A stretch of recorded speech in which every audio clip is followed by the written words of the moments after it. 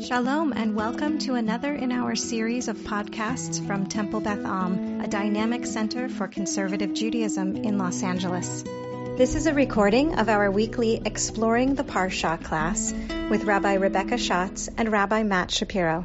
Shabbat Shalom, everyone. It's so nice to be starting our podcast on such a cheerful and non-confining note where we can just spread out and breathe into this week's Parsha, which is Parashat Vayechi. Oh, thanks, Rabbi Schatz.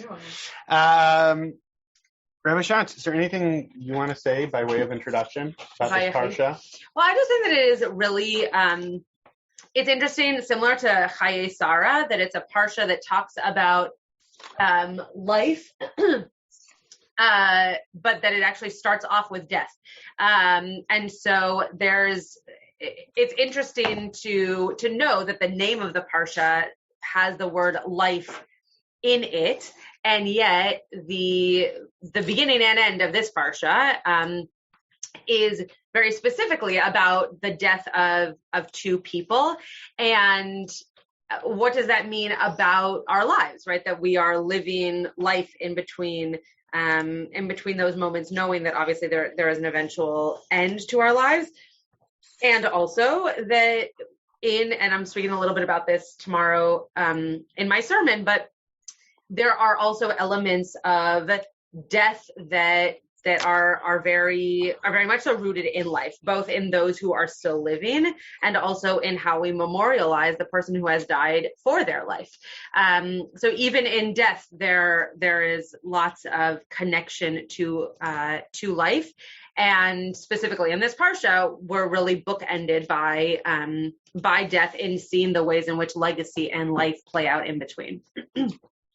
I agree. Thank you. But that's not what we're talking about this morning. I know. But you asked me if I had an introduction. That was my introduction. Oh, okay, it's a good introduction. Thank you.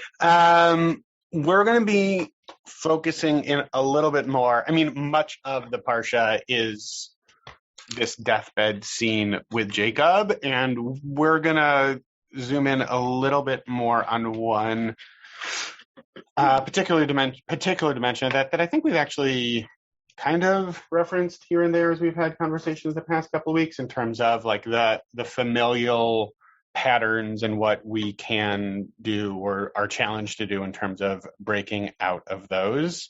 So I'm going to move us through.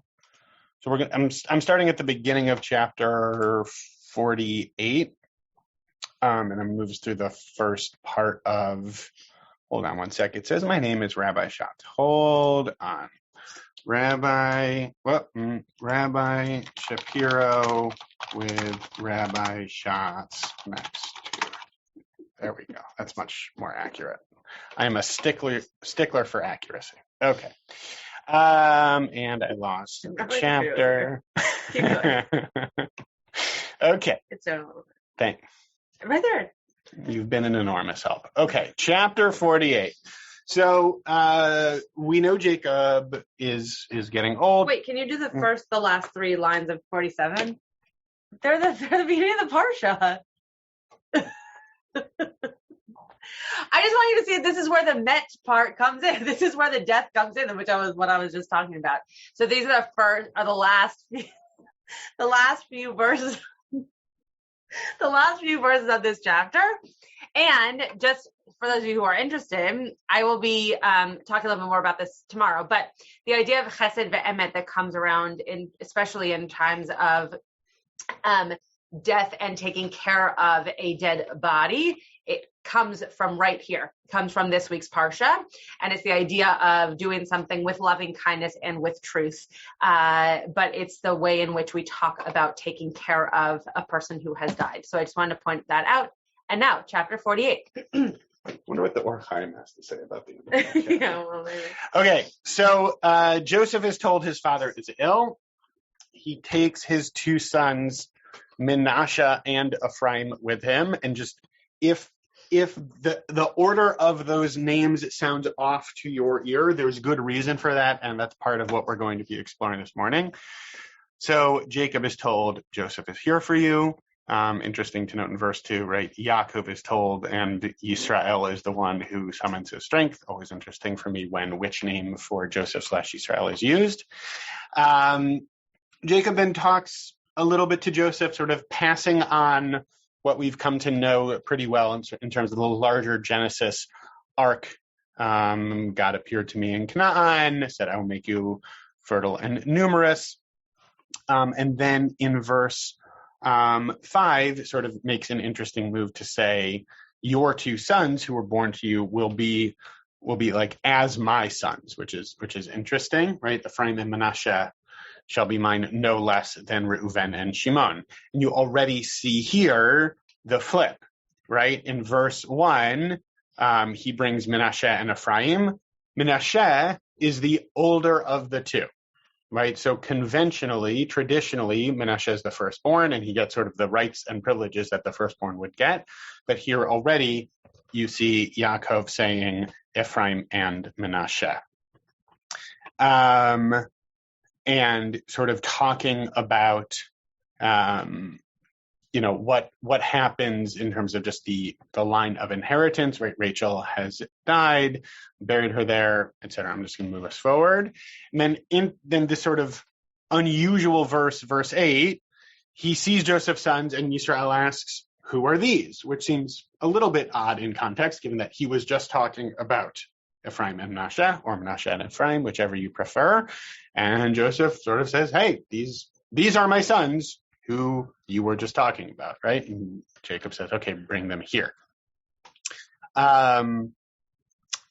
Verse 10, just this interesting descriptor hearkening back to his father, right? Yisrael's eyes were dim with age and he could not see, so he brought them close to him. Just as Yitzchak, couldn't see that well, which led to part of this whole mess to begin with.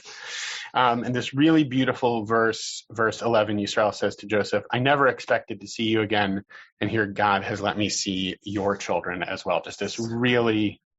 So great. So great. Rabbi Schatz and I don't agree on much, but we do agree that this is a really beautiful verse. And Joseph removes them from his knees, bows low. And so now here we're getting a little bit more into what we're going to be talking about today. Known. What? And what's known. People will know the next piece. Apparently everyone knows this next piece. Is that what's happening? And, yeah. So Joseph takes the two of them. He takes Ephraim, right? He sort of sets everybody up. He puts Ephraim on Jacob's left, and Manasseh, the older, on his right. So the right being the stronger hand, which has a lefty. I'll try not to take two personally. And a lefty here. We're both lefties. We're both lefties. Does that explain anything? Probably. Okay. Sets it up so that Manasseh will be the one who gets the primary blessing, but Israel switches it up on him, right? He takes his right hand, the hand of sort of primary blessing, and places it on Ephraim, the younger's head, and he takes his left hand and puts it on Manasseh's hand, right? So Joseph is setting it up in a certain way, and Jacob is then mixing, right, doing the remix on it. And then Yaakov gives these beautiful words of blessing. The God in whose ways my father Abraham, Isaac, and walked, the God who has been my shepherd from my birth to this day, the angel who has redeemed me from all harm. Bless the lads, and then may my name be recalled in the name of my fathers Abraham and Yitzchak. May they be teeming multitudes upon the earth. There's a beautiful song. Rabbi Schatz will sing it as we close. We are running a bit late to get through the verses, so I will not torture you by singing it. It's now. Also just most people wouldn't recognize it from Simchat Torah when we sing to our children when they come up for the children's aliyah. This is the blessing that we bestow upon them, with the tune that I guess I will be singing at the end of class. Yeah, Rabbi Shapiro will sing at the end of class. Okay. Now, at long last, we have made it. Here are the verses that we're actually focusing on this morning. Good job. We made it. Fist bump. Okay, good. We are going to be focusing on chapter 48, verses 17, 18, and 19. Okay. Giddy up. Vayar Yosef ki yashit aviv yad yamino al rosh Ephraim vayira be'enav. Joseph sees that his father is placing his right hand on the head of Ephraim, again, who is the younger son, who should not be getting the strength of that hand. Vayira be'enav. And it was, says here, he thought it wrong. It was bad. It was bad in his eyes. Vayitmoch yad aviv lahasir ota me'al rosh Ephraim al rosh Menashe. And he took hold of his father's hands. He sort of raised up his dad's hand to take it from off of Ephraim's head to put it on Menashe's hand, right? He's like trying to get his dad to do things the way he thinks they should be done, or is maybe thinking, oh, my dad's confused. He doesn't really know what should be happening here. I'm just going to like help him out, right? So there's an interesting question here, and the commentators get into this question. Is it that he's trying to help his dad do things the way he is sort of thinking his dad wants to do them, or is he saying, wait a minute, I see what's going on here. It shouldn't be this way, right? So there's some conversation about that. Vayomer Yosef el aviv lo chen avi, says to his dad, it shouldn't be this way, Dad. Ki zeh habechor sim yaminecha al rosho. Shouldn't be this way. I'm turning on the light. It shouldn't be this way. Make it so that your right hand is on the eldest's head. And then there's this really interesting verse. Vayima'en aviv. That verb might ring a bell for you. His father objects. His father refuses. Vayomer yadati v'ni yadati. I know, my son, I know. Ki hu gam hu yeh la'am v'gam hu yigdal. He too shall be a people, and he too shall be great. Ve'ulam achiv hakaton yigdal mimenu. But indeed, his younger brother, so Ephraim, will be greater than him. V'zaro yihiyeh melo hagoyim. His offspring will be many nations. Will be plentiful nations. So a few comments on these verses. I'm gonna try to zoom out just a bit. Oh, yeah, there we go. So people can see all of them together. There we go. 17, 18, 19. I think they're really interesting verses. I think there's a few interesting pieces here. I mean, for those who have blessed sons, as I often do, we say, Yisimcha Elohim ke'Ephraim v'chim Menashe, right? God should make you like Ephraim and Menashe. So just as Jacob, right, we carry that until today. This is still when we bless sons. Traditionally, the words that we use are in this order, even though Menashe is the elder, we still lead with Ephraim. And in terms of what I would offer up as sort of my initial read of these, I think there's some really interesting conversations to be had around, given the patterns that have been to this point now passed down in this family, right, that Yishmael was older than Yitzchak, and that got all funky, and Esau was older than Yaakov, and that was really challenging. And now Yosef, who was, yes, the oldest son of Yaakov's favorite wife, but certainly not the oldest son, was placed as the favorite child, and all of the drama that we've been reading these past few weeks that has come because of that. Is this a course correction, right? Is Yaakov, the way I read it, or I'm trying to read it, I think I'm reading it, is that Yaakov is saying, trying to sort of correct this a bit, trying to say there can be simultaneous blessing, and it's okay that it's not the elder, and there's intention behind this. I want to read, I think, just one quick quote. So this is a book, The Beginning of Wisdom. It's a good title for a book. The Beginning of Wisdom by Leon Cass. Karen, is he related? Yeah, Karen, is he related to you? No relation? Karen's not sure. Or Karen walked away, or Karen couldn't take any more of me talking. I don't think so. All right, maybe. maybe. It's Karen's long-lost second cousin, first removed. He says, Joseph the son, because he considers himself the last founder. So he's talking about this idea of the family has been built, and Joseph seeing himself as the one who has really cemented the family structure. Joseph the son, precisely because he considers himself the last founder, has suddenly become the conservative, whereas the old man has seen the necessity for renewal. So I think that that's a really interesting idea, that even though it's the end of Jacob's life, even as he is dying, he's saying, no, things actually aren't set yet, and there's still some fluidity and there's still some flux within our family system. The last thing I'll say that I just noted linguistically as I was reading through these verses is that we don't get Jacob's name, either of Jacob's name, in these three verses. He's only referred to as my father. I don't quite know what to make of that, but I think it's interesting. This was the exact piece of Torah that I used for a baby name this past weekend. How'd it go? Good. I'll share what I thought after we take some kushiyot. Okay. Kushiyot. Anybody have any questions? Yeah, Denise, go ahead.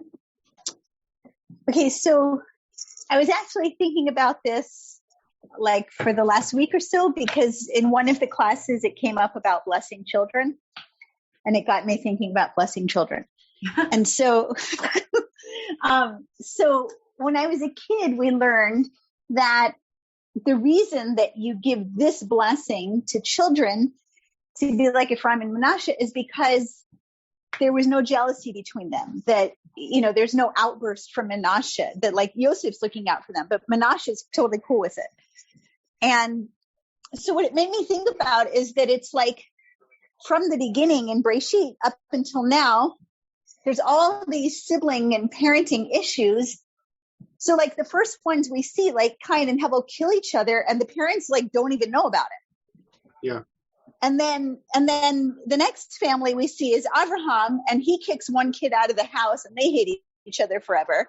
And then the next one is Yaakov and Esav, and he doesn't get kicked out, but he steals the blessing but each one is a little less awful than the previous one in terms of dysfunction, until finally they get to this place where they don't have that rivalry and jealousy. And because rivalry and jealousy was the theme for all of them. Yeah. And so they've gotten to a place where somehow they're doing things a little better each generation. Yeah. That's very astute. And I think that it is, bless you, Megan. It's interesting that she sneezed. It's interesting that the aspect of this particular blessing is both equal and unique, and what you're showing is that is not just based on what Jacob wanted to give, but also what they were capable of and supposed to be receiving, that their relationship actually warranted that kind of blessing, whereas Jacob and Esav, maybe not so much, definitely not Cain and Abel, who didn't receive any blessing. That's very interesting. I have thought about the what's the word I'm looking for? The change over time of sibling relationships, but never how that played its way out into this kind of blessing. So thank you for sharing that. Renee. So two things occurred to me. One is, was Joseph trying to do retribution for all the other sibling stuff that had occurred prior to his, by making that switch, even though his father didn't? And is there an element of not really respecting his father and going against what his father was doing? Interesting. Good, very good question. Kavod Avim, does that play into this at all? Yeah, good, very good question. Michael. Welcome back, Michael. Thank you. Well, I think that you have to also look at the fact that this is the first time where you have this sort of deathbed scene, and he had, Jacob had blessed all of his children. It's sort of different. It's different in many respects. And then, as a pediatrician, retired, that is myself, I think of the fact of the grandparent. I think a lot about this when I come across this, the grandparent blessing the grandchildren as opposed to the parent blessing the children, or the I would say the grandparent. You would say, well, you would think as a grandparent, you would want to see your children succeed and be good and all of that. But in fact, I think it's interesting to contemplate the fact that the grandparent is blessing the grandchildren. Okay. Yeah. And what that means in terms of how families are created, how family history is created, how values are passed on, etc. Yeah. You made me think about the fact that later on in the Parsha, Jacob then does bless all of his kids, but how interesting talk to all of his kids. But how interesting it is that this happens before that. That it's out of order, right? That the grandchildren come first, and then his own children. Yeah. Right. And I think that, that tells you something about the importance of not just imbuing values, but also the difference between what a parent role is and what a grandparent role is. Sure. Yeah. And also the different kinds of blessings that can be given from those different characters in a family, right? What it means to have a grandparent tell you something that is different sounding and also feeling to the person receiving it than if a parent gives it to you.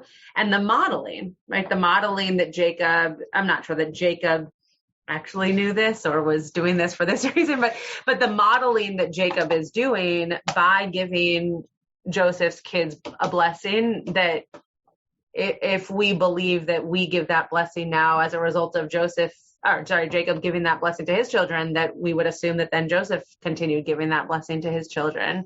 Any other questions? Yeah. I also think that, often the parent has to,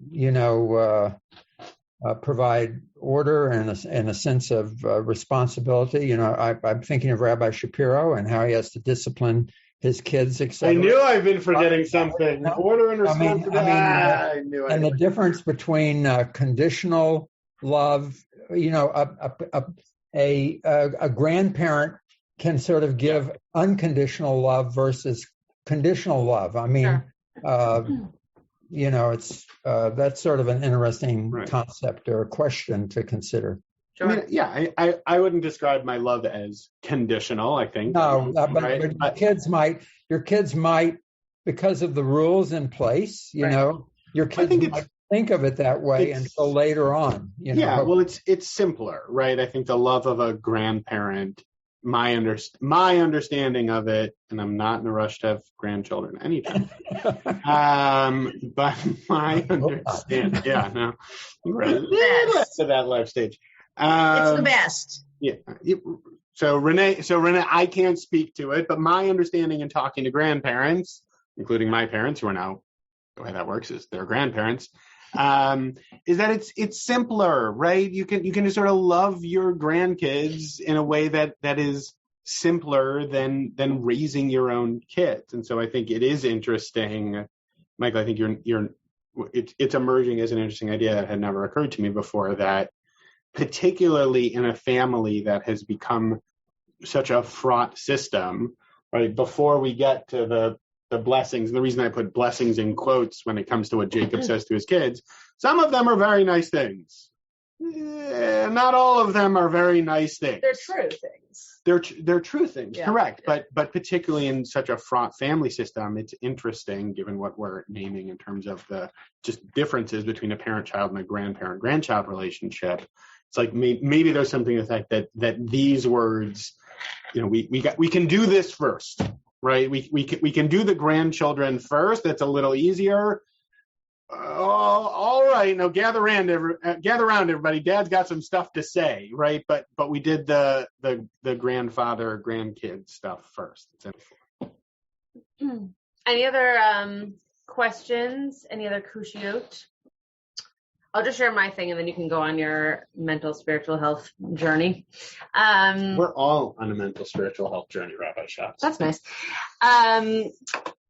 So my take of this verse and just this general kind of moment in the canon is that I actually think that this shows a real change of what blessing means in our Torah. I think up until now, blessing has been very conditional, to use that word again, in terms of you're the oldest child, you receive this blessing, or you are the boy, you receive this amount of land.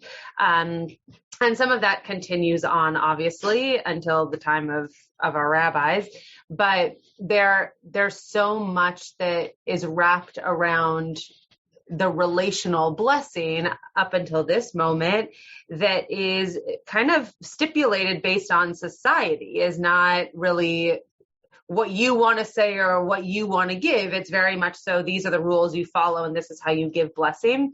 This is really the first time that we see a person giving a blessing based on who they think should receive it and what they think they should be receiving. And so that the language here of yadati veni yadati is like, I know how it was supposed to be. And I know that I was supposed to give the better blessing to the older child, but that's not how I see things. And I think the younger child needs a little bit more blessing or needs a little bit more support or whatever. And then Jacob does that. And I think this is such a tender, really? I think this is such a tender moment that just shows that when you really know a person, when you really care for a person, you share with them that which you hope for them, not which, society thinks that they should be given or what they should achieve. So I really love this moment. That was what I said to the baby at the baby naming. Hello, baby. I think it's a way for us to bless our kids. It's a way for us to give blessing to other people in our lives. You really have to have a relational connection with someone before you can say, this is my blessing to you. Renee and then Rebecca. That's lovely. I don't think that at all is what's happening here, but that's very lovely. Thank you. Do you think he did it because he felt that that grandson was more in need of emotional support? Well, he doesn't really say anything that shows any kind of tangibles around what the blessing is, right? There's nothing that says, oh, you need a little bit more strength or you need a little bit more courage, right? Those things aren't said, but I'm using it a little bit into what I think it could be uplifted to be in today's world, which is I teach a class of 21 sixth graders and I give them all the same quiz, but the way in which I approach their answers and the way in which I approach even their just taking of that quiz is very different based on what I think they need and how they should succeed. So that's what I think is happening here in that relational moment. You can keep laughing at me. I'm not laughing. And Rabbi Shapiro isn't pointing, hooking up to the emotional, mental health piece of it? No, I don't think that's what's happening in the verse. I think it's a lovely idea. I just don't think it's what's happening. I think, okay. I think because if you look at the verse, I'm known for my disciplined nature when it comes to these things. I don't see it as predicted. I don't see it as him saying, I think this is what this kid needs. I think it as him saying, this is what's going to happen. Well, that's two sides of the same coin. If this is what's going to happen, then he's going to need these things to make it happen. So when it says here, his younger brother will be greater than he, well, if the other kid got the blessing that was going to allow him to be greater, then that doesn't allow the person who is going to be greater to have that which he needs to succeed. So I think that it says here that one of them is going to become a people and that one is going to be great. The one who is going to be great is going to need the strength and the support to actually become great. So if he believes that he's going to be great, then we should be giving him the support to do so. Now you lost me completely. Okay, Rebecca, go ahead. What I want to say is really related to what Michael said and to what you said. Sort of, it's somewhere in the middle, and it's what I like in this setup is the way Joseph speaks to his father, which is really very typical, where the parent is telling the grandparent, "You don't know what you're doing. This kid needs this or this," and I've done that. And I've been corrected too by my parents saying, we know what we're doing. And I think that is a little tender, because he's saying, no, I know your kids and I know what I'm doing. And I'm doing this on purpose. And I kind of like that, because I've seen my mother do that to her mother, and I felt myself doing it. And it's sort of this, it's an ongoing thing that the parent thinks they know more than the grandparent, and sometimes they do, but sometimes they don't. Yeah. Michael, was this a new hand? Okay, go ahead. Yeah, I think I like to think of also the multi-generational aspect of this, because, in the old world, children frequently were raised with multiple generations, perhaps in the same block or in the same or nearby, and great grandparents and grandparents and parents, and then so often as if you come up to this time, frequently grandparents could be. I think it's interesting to think about this, at least. Yeah. Grandparents could be across the country or in some weird place like Texas or whatever. And so it's sort of interesting that, without the grandparents, they have a unique ability to provide some influence. And I would agree with Rebecca that frequently the parents want to know that they know better, and grandparents have to be very careful. And to me, my wife will tell me, don't say this or that, or and remind me. But I mean, I think the multi-generational aspect of this, because that it's interesting to ponder this in terms of the meaning, perhaps. Yeah. Thank you. Denise. So just a question, like down the road in later days, do we have any stories that play out where Ephraim's descendants are particularly great? Stories? I mean, because they're in like the 10 tribes that get wiped out in the north. So like, where's the greatness? What happened? Yeah, you can answer this one. I'm not sure I can think of any stories that prove any type of greatness. I mean, what we know about Menashe is that, and I think the Torah looks kind of askance at it, is that Menashe winds up being the tribe that's like split half and half across the Jordan, right? Which I think the Torah, my understanding historically is that like the Torah is not thrilled about the 2.5 tribes that are like, no, we're good. We're going to stay out here. Whereas Ephraim goes all the way in, right? So I think, and Denise, you're right, that both Ephraim and Menashe, when it comes to like later on historically, are both part of the 10 tribes that are part of the northern kingdom. So there's not necessarily a right. Menashe gets wiped, and Ephraim is one of the two that sticks around. Yeah. But I'll use that as just sort of a brief jumping off point to say that, it might be two sides of the same coin. I do see it as different. I don't think it's that Yaakov is looking at them and saying, I really know the two of you well, and so here are therefore the blessings that I'm going to give you. I see it as he kind of like has a sense. I mean, I was reading, so shame on me for claiming to have this framed as mental health and spiritual growth and to have not yet brought in any Aviva Zornberg over the course of all of Breshit. So sorry, Dr. Zornberg, for not bringing you in earlier, because her sense of the literary nature of the Torah and sort of the emotional ramifications of it, I think, is as astute as anyone who's ever written on it. Mm-hmm.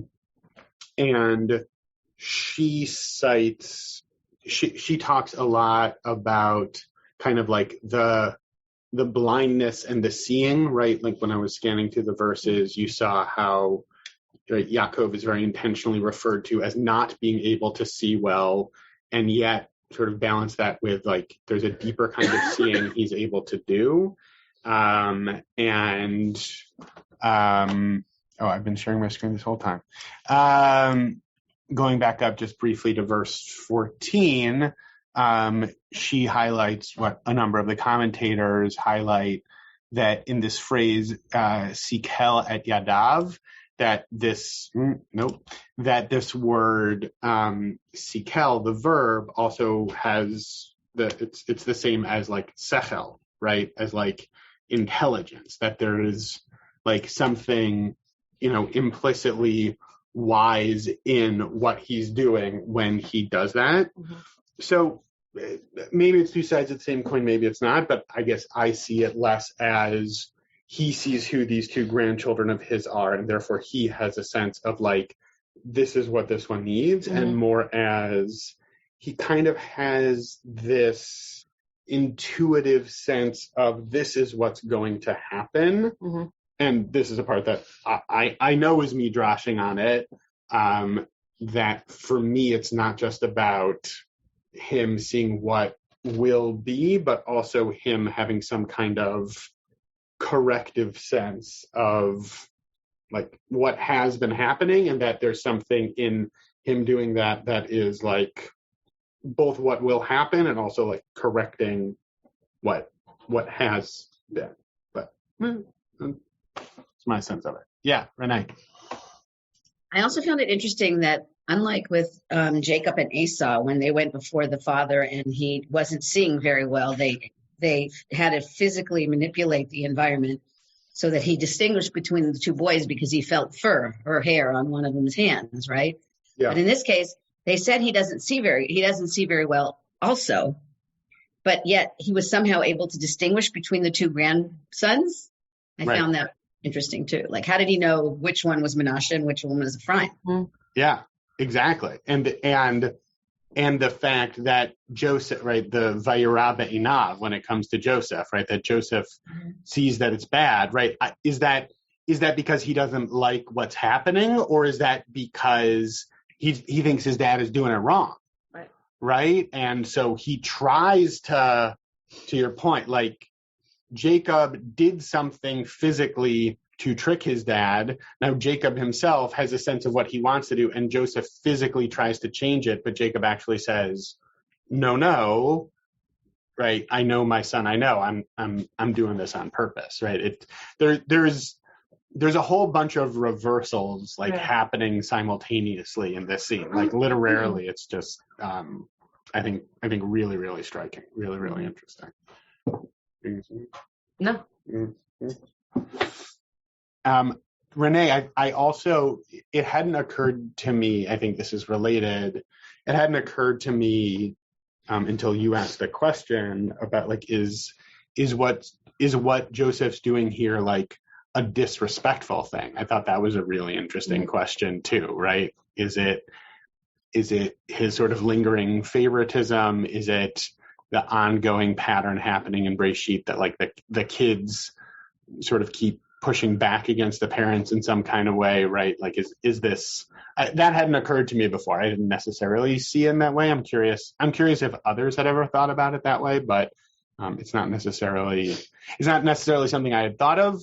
but nor is it something that I think is necessarily, off base.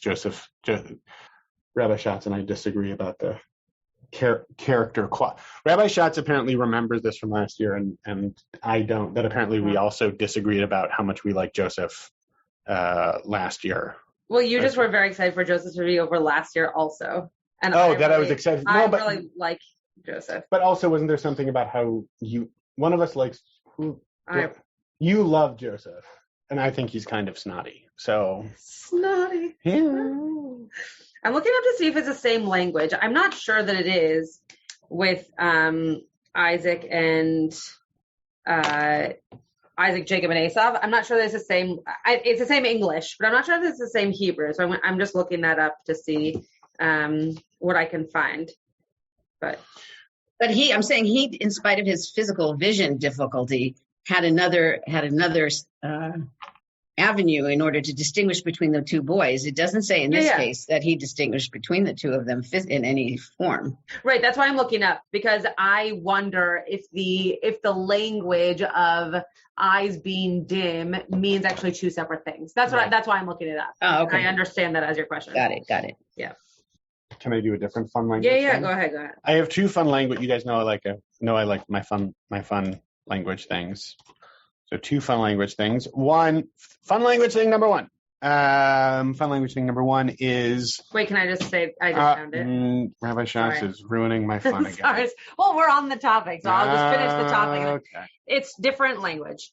Womp womp. So it says in 27:1, when Isaac was old and his eyes were too dim to see, in English, but in Hebrew is Vayechi ki zaken Yitzchak v'tichiena einav meraot.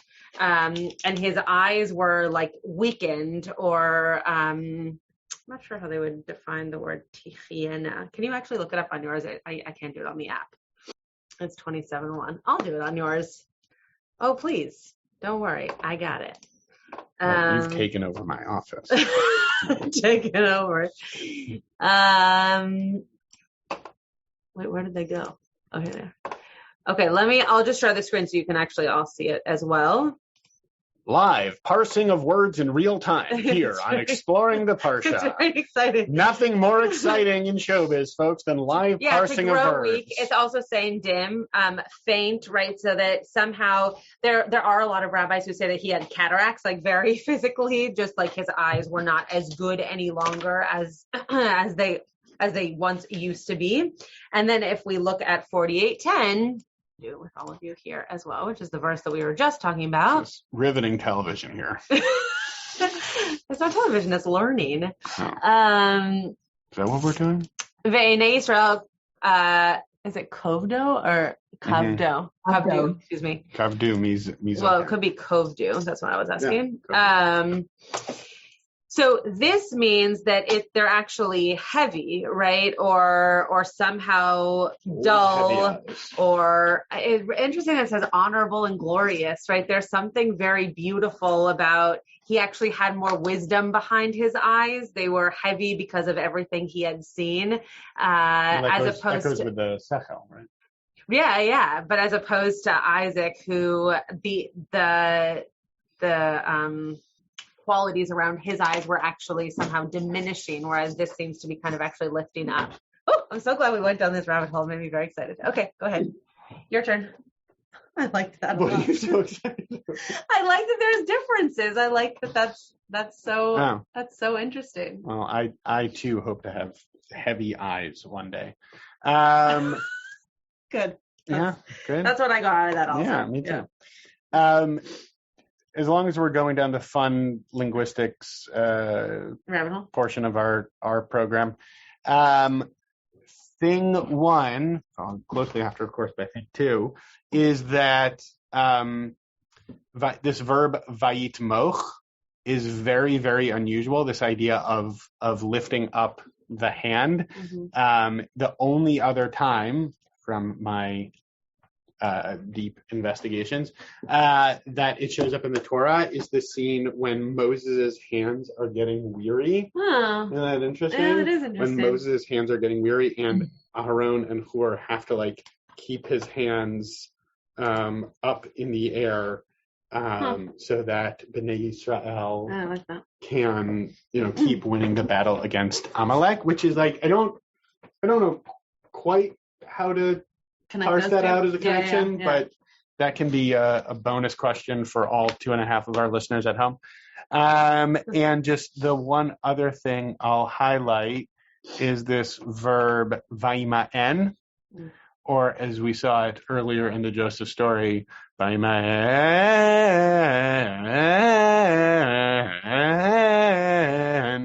Wow, Radcliffe will be very proud. And Zoom just asked me if I'm playing music, which, nope. It said set up professional audio in audio settings, which I feel like is Zoom throwing some shade at me here. Like, Shapiro, take it easy. Why don't you set up some professional? Rabbi Schatz is having a very good time over here.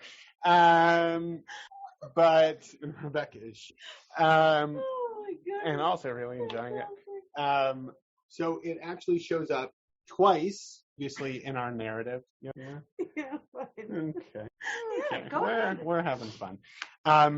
So this idea of refusing. So refusing has come up twice before. The first refusal was when Jacob thought Joseph was dead, and he refuses comfort. He doesn't allow any comfort from his kids or his family. So there was a refusal of comfort, and the other refusal, which I so beautifully sang, Zoom's shade notwithstanding, is one of the few shalshelets in the Torah, particularly kind of trope, when Joseph refuses the wife of Potiphar's advances to lie with her, which, leads to the whole, next part of the story, thrown in jail, close every door to me, et cetera, and then ascending into his role as Grand Vizier of Egypt. So this is the third refusal, and it's just interesting for that 1, 2, 3, right? There was a refusal of comfort, there was a refusal of impropriety, and now there's like a refusal in terms of, but something that is actually like, like restorative and making whole. And so each one of them has refused once before in the story, and now there's like this sort of refusal on the deathbed, which I just think is interesting to play with a little bit. Yes, Renee. Going back to your word of the v'yitmoch. Yeah. Is it related to the word tamachti, like when you contribute to tamachti b'yeladim shel, or Tomchei Shabbos. Tomchei Shabbos, exactly. Which is the pot. Yes. The answer is yes. Did you have a follow up on that, or was no? I just wanted to know whether it was from the same shorish. Yeah. Well, the idea same meaning of to contribute, or to, like with Tomchei Shabbos, to lift up, right? Yeah, exactly. This is more a physical thing. I think the way that that it's interpreted in this sentence is more of a physical lifting up. Yeah. Whereas when you tomech to your children's lives or growing up, it doesn't necessarily have to be a physical thing, but it can be just like contributing to their knowledge or their wisdom or whatever. Or with Tomchei Shabbos, we contribute with the food we prepare. Sure. I have one more thought. Go ahead. Do you have any other thoughts? No, I really like this Vayechi thing, and I was just kind of percolating on it, but you can go ahead. Do you think you'll percolate in time for a bow? I don't know. I thought I was singing as the bow. Oh, that's right. Rabbi Schatz is going to sing as the bow. I forgot. Now I'm excited. Should I set up professional audio first? No, you should do your last thing, though. Set up professional audio? Oh, yeah. Okay. So I was just saying at the beginning, how even though Menashe is the oldest, we and here it's right Ephraim who gets the sort of primacy of blessing. And just thinking about, when I bless my kids tonight, I will say Yisimcha Elohim Ephraim B'chim Menashe, right? That this is a pattern that was set then and that we continue even today. And thinking about the process of tshuva and repair, right? This was a family that was so really shattered and now is coming together. But more than they were, Yeah, right? more than they were. More than they were. And we were going to look at a verse where the brothers were scared that Joseph is going to take revenge on them after Jacob dies, and he doesn't. Right? Like there's restored doesn't mean wiped away, right? It doesn't mean that things didn't happen. Like things still happened.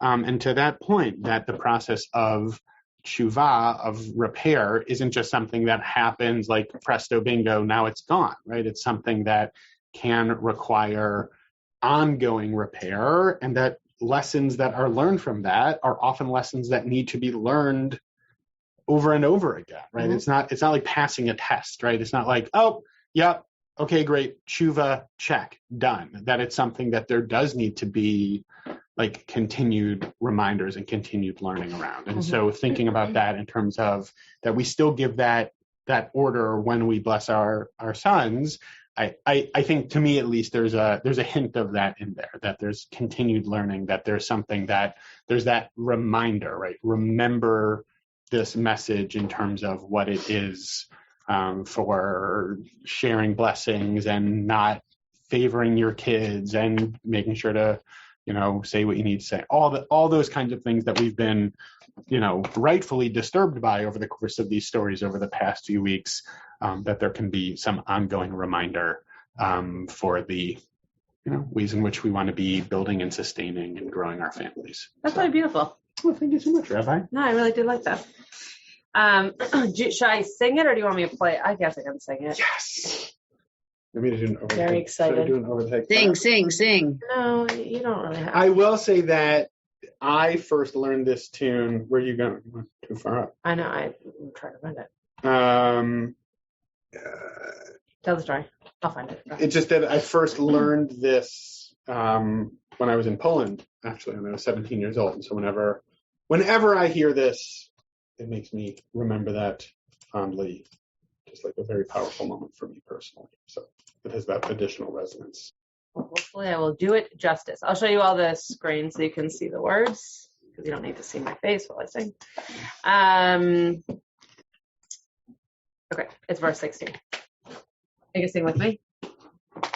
Amalach hagoel oti, Amalach hagoel oti mikora, Yevarech et hane'arim,